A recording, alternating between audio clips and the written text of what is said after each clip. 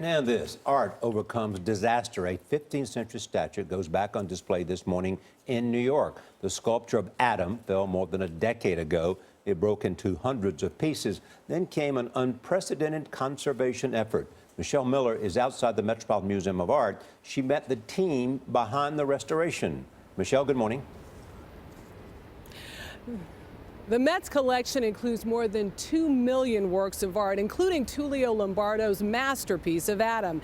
It is considered one of the most important sculptures from the Italian Renaissance in North America. So when it fell to the ground and broke into 1 million pieces, well, there was no question that they would rebuild it.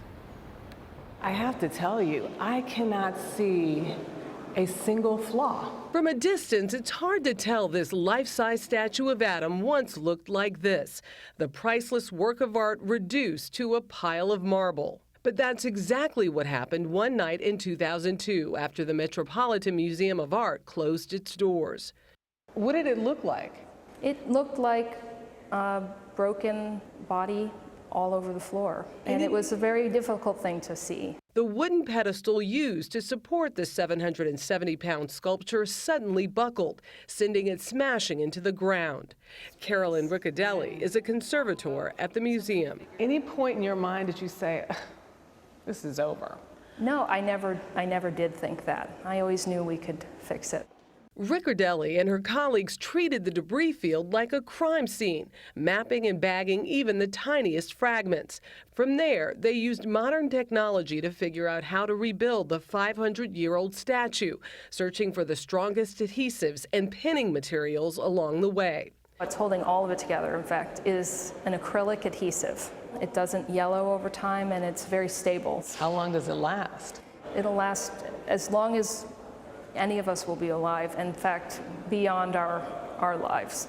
Time-lapse video captured the painstaking project, including the moment the final piece was put into place. What was it like to finally see it all back together? It was amazing to put the head back on. When the arms went on, it took on a whole new level. And then when the head went on, I knew it was going to be great, but I had no idea how much better it would look.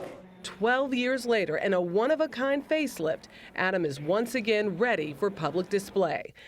This time showcasing a work of art within a work of art. The thing that I love is that when you get up close, you can actually see the cracks.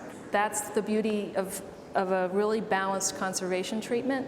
You can see the work. When you step back, it disappears.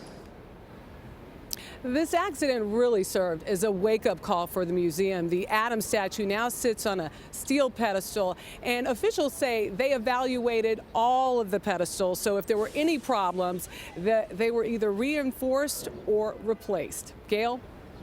All right, standing tall. It's a beautiful statue. It's Adam looks good. Yeah. You know, it reminds me of what they did when the famous painting that Steve Wynn had was ripped, and they were able to restore it so that the person who wanted to purchase went ahead. Yeah, I think they've had to do some restoration with Michelangelo too, as I recall, the famous patch. Michelangelo's David, rather, the big statue that we all know. Yeah. Well, we know people could do it. Yeah. Thank you, Michelle.